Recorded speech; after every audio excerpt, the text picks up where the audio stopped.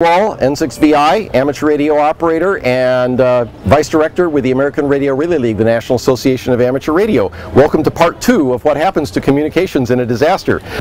With what happens to the normally robust public infrastructure. We talked about infrastructure damage, commercial power, transmission lines down, microwave antennas misaligned, overpass collapse, that takes care of the roads. We get buildings damaged, and importantly lifelines, which would include water, fiber optic cable, rail lines and so on can be severed.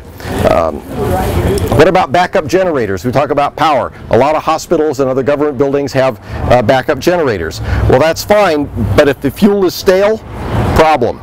If they're not maintained regularly, problem.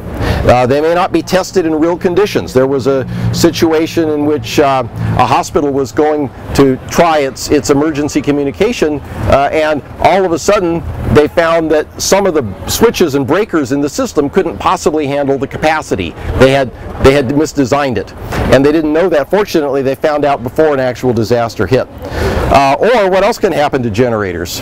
Well, up in 2001 in Olympia, Washington, the newspaper there reported because a backup power generator was toppled off its moorings in the General Administration building, the entire state Washington Capitol campus-wide phone system was disabled. Okay? They didn't bolt it down. And here's a bright light. This from the Associated Press on post-Katrina failure. By Tuesday, water was rising in the streets, eventually reaching 10 feet. The hospital basement flooded and the generators failed. Now, when you live below sea level, where do you think you would put the generator? On the roof. On the roof. Good idea. Okay. Put it in the basement. Well, they did put it in the basement. And what happened was it flooded and they had no power, and these people are trying to get oxygen and life support systems and so on working, and it was a horrible, horrible situation. So the reliable becomes unreliable. From the U.S. Geological Survey started an exercise called the Great Shakeout back a couple of years ago, and they did very detailed analysis on all sorts of elements of infrastructure and what would happen with a rupture of the southern third of the San Andreas Fault, an event, by the way, for which we're several hundred years overdue. And they report the use of personal communication devices that we're so familiar with now, and you see them all over, were thwarted because of system overload and damage to the structural systems that support the communications. Based on a database of fiber optic trunk cables, they concluded that the fiber optic cables would rupture approximately 90 times across the seismic zone, with displacements ranging from 70 centimeters, a couple of inches, to 11.5 meters, which is about to the next building. Okay, when you do that to a fiber optic cable, it's gone. So it's like putting an axe through the whole system. I mentioned trunk systems. Not only do they depend on not having too many users at one time. These are the systems that public service entities, governments and so on use. But the other problem is that they depend on a central computer to tell the radios where to listen next or where to talk next. If that central computer goes out, if a dish gets misaligned, now these things are basically, they can either talk around a half a mile or so, or they're paperweights. No matter how rugged they are, no matter how well they're built, they're susceptible. So when we see all these vulnerabilities in the public communication system, in the that's used by governments, that's used by responding agencies, what can you do to prepare for a communication emergency? First thing, of course, prepare your family, and you'll learn this in the CERT classes if you haven't had them already. You'll have a plan for your family, where to meet and so on in the various events. Have an out-of-state or an out-of-area contact. Why? Because often you can't make a local call, but you can make a long-distance call. When the Northridge earthquake hit, I happened to be living and working in Hawaii. I knew I couldn't reach my parents, but I called my sister up in the Bay Area. They had already called her to let her know what was going on, so she was the collection point. I was able to tell what was happening with the family and let them know we were aware of it, find out if they needed help. Learn to use FRS or GMRS radios.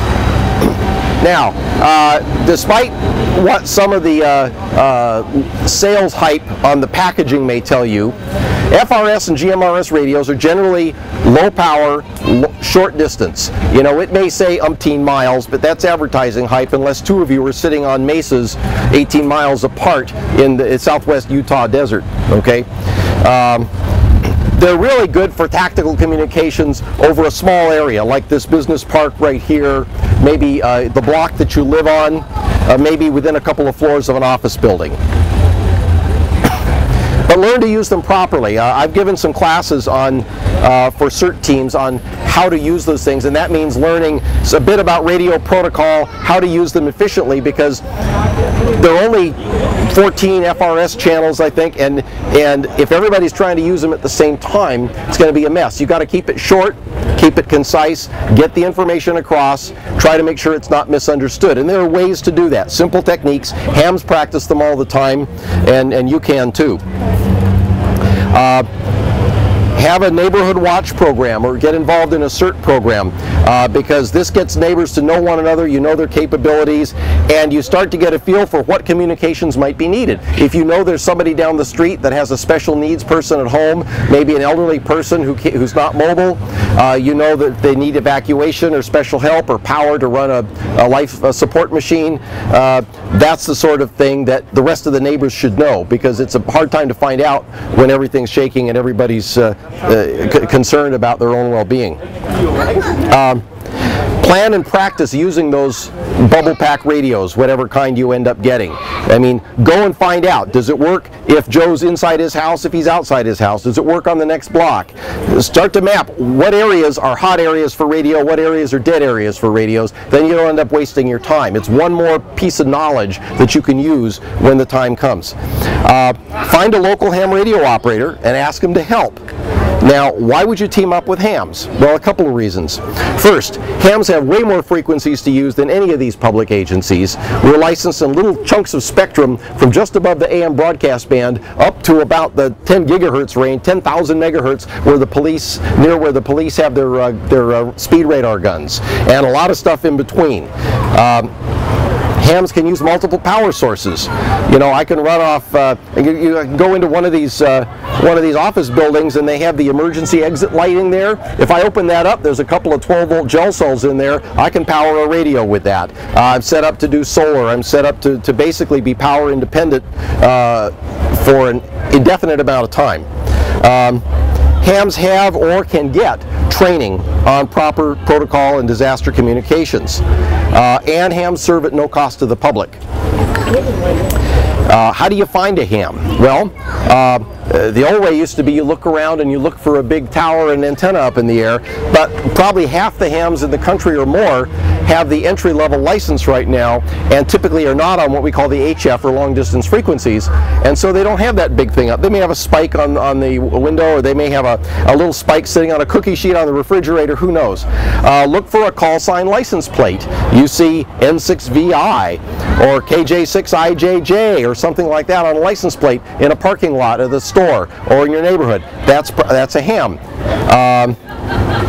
And so talk to them. Are all hams able to do this? Not necessarily. Just because you have a license in a radio doesn't mean you necessarily know what to do in an emergency. So try and find them and at least find out if they're willing to help. If they're already trained, if they're already part of an organization like the Amateur Radio Emergency Service, that's a program of the American Radio Relay League, our national association. If they're already a part of what we call RACES or a similar type function where a fire department or an emergency management agency uses them as support, great, they've already had some training. If not, they can get the training. And most of them, if they have the time, I mean, if they're working 40 hours a day, there's no way that they're going to be able to spend a lot of time on neighborhood stuff. But if you can get them involved, that can benefit everybody. Now, if you're already a ham, how many of you are, by the way? Great. Okay. First thing to do is connect with your neighbors. That has benefits on a whole lot of levels. Let them know you're a ham. Find out what's going on in the neighborhood. If there isn't any plan for dealing with a major disaster, you could be an asset to the neighborhood by at least getting the conversation started and lending what you can to the process. Join an existing emergency communication network. And I mentioned ARES, ACS, RACES, and participate. Craig shows up at the drills, shows up at the exercises. By doing this stuff on a regular basis, you hone your skill, you get better at it, and you get more efficient at communication. Develop flexibility as to what bands, modes, power sources, and antennas you can use. If you have one radio sitting in your bedroom and one antenna sitting up in the attic, and that's all you've got, okay, that's all you've got. You work with it, but that really limits you as to what you can do. If you've got a couple of handhelds, if you've got something you can put in your car or take into your car, if you've got a deep cycle gel cell, if you've got some solar panels and a charge controller, all of a sudden the number of places you can be useful is magnified considerably. Okay, what else can you do if you're already a ham? Try to be field ready, be able to operate somewhere other than from home, and that may be as simple as a handheld and a backup battery and or a way to run it off your car battery. It could be a little more elaborate, like some of us have, with hitch-mounted mast holders and portable antennas and flexible solar panels. There's a whole array of things you can do, and you don't have to do them all. You can do one or two things. Make yourself a little more flexible as to where you can operate. It may be that your house is not a good RF hotspot, but maybe at a park or somewhere nearby there's a hill, and from that hill you have a lot better vantage point, and you may be able to hit some locations that you need to hit. Our Los Angeles ARES group has done some experimenting, and between the San Fernando Valley area of Los Angeles, which is kind of the northwest corner, and the LA Basin, we have the Santa Monica Mountains. And up in the Santa Monica Mountains there are a couple of really good spots that we've had hams drive to and set up a temporary operating position there, where they can relay information between the valley and the basin. They can hear a much wider range than somebody down on the valley floor can. Okay, so knowing these tactically advantaged spots and practicing with them and trying them and getting more people used to doing it works out very well. If you're already a ham, know how to reach other hams who are attached to first responders. Now, does this mean you can get help when somebody else can't? Not necessarily. Often if the fire department is overwhelmed in a huge area of regional disaster, it almost doesn't matter who asks them. But if you are involved with a ham who is part of the fire department's support structure, you may be able to relay a status message as to what's going on in a neighborhood, service needs, and so on, from your neighborhood up through the local fire station and the hams there, to the battalion, to the hams there, and ultimately to whoever is going to make the decision as to how to allocate these scarce response resources. Okay? The more information they have, the more likely it is that you're going to at least get in line for some help when you need it. You'll be able to get in touch with hams who are operating at hospitals. By doing that, you may know whether the emergency room is open or closed. Is the hospital damaged to the point where it's not functioning? Can it accept patients? That's all good stuff to know, because somebody in your neighborhood, somebody in your family might need that kind of service. And there's no point in driving somebody all the way to a hospital 5 miles, 6 miles away to find out that it can't help you. Learn message handling if you're a ham. That means get involved with the national traffic system. This is a formal message handling system that got involved many years ago, and it gives you a little bit of discipline in how to format a message in a way that it's traceable, it gets through fairly reliably and fairly accurately. Hams have used this for a long time to get information from a disaster site out to friends and relatives, for example, who are flooding the phone lines trying to find out how somebody is who's living in the affected area. Well, by getting outgoing information out there, you save a lot of those phone calls coming in, and you save a lot of the load on the infrastructure by handling those inquiries, and by, in some cases, preempting the inquiries by sending outbound information to people's contact list before they pick up the phone and decide to call you and ask how things are going. So learn about that. Know your equipment. Know the interconnections. How much power does it draw? That can be really helpful when you're in a limited power situation. I actually have a whole separate class on emergency power management, and if you've got a radio club that wants to hear that sometime, let me know. Have backups for radios, have backups for power if you can. Have hard copy printouts of key information that you need. That could be net frequencies, phone numbers, addresses, lat-long information, all sorts of stuff. Get trained using, you got ARRL has a number of emergency communication courses that are very broad-based. The National Traffic System I mentioned, there are courses going on there given locally.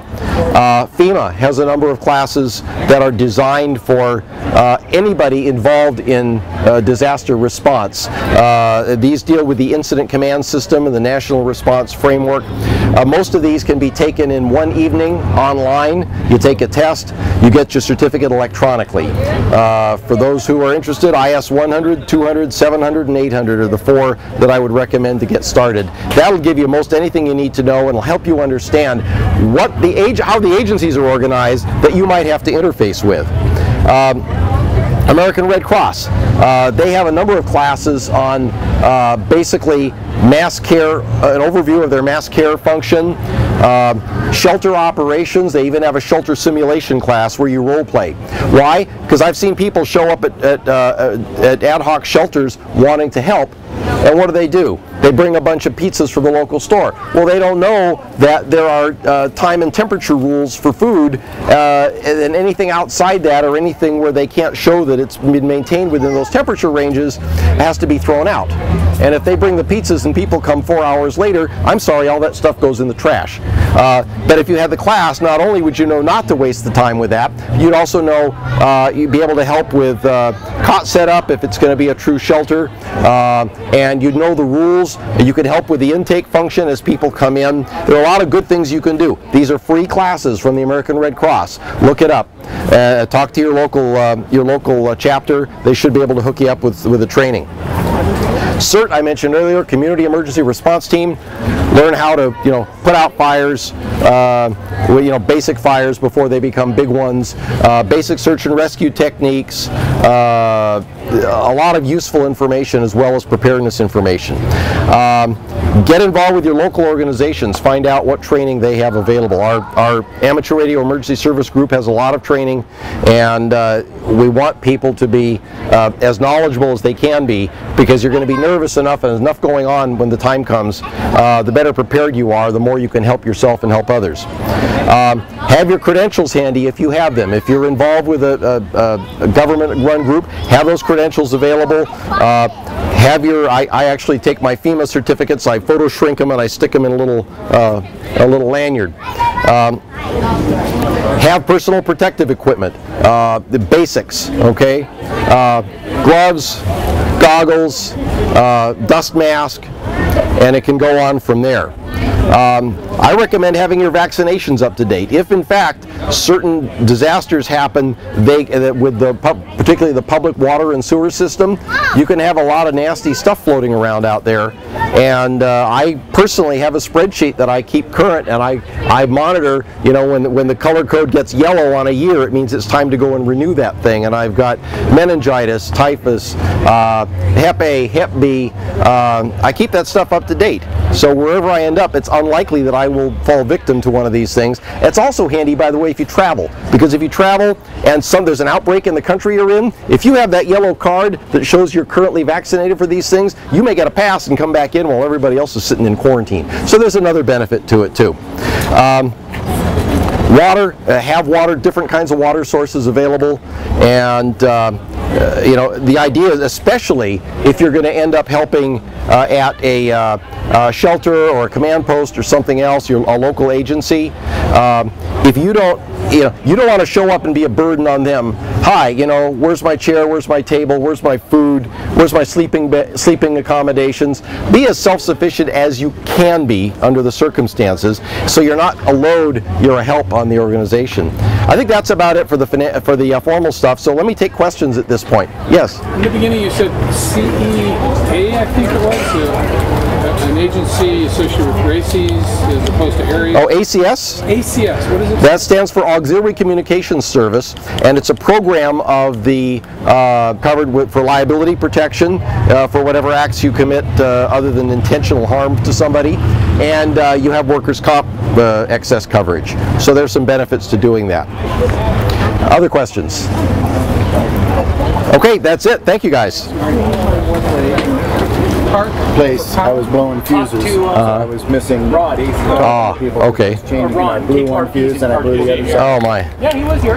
Well, were you powering from like a lighter thing? Well, no, If there's a catastrophic short somewhere, you know, somebody drops an axe at the firewall or whatever that would otherwise short the battery, the Class T fuse has arc squelching powder in it. So instead of a little gap with a possible arc that keeps the thing going and the battery blows up, it can put out typically 20,000 amps of current or more and keep it from flowing so that it never gets to that critical stage in terms of overheating the battery.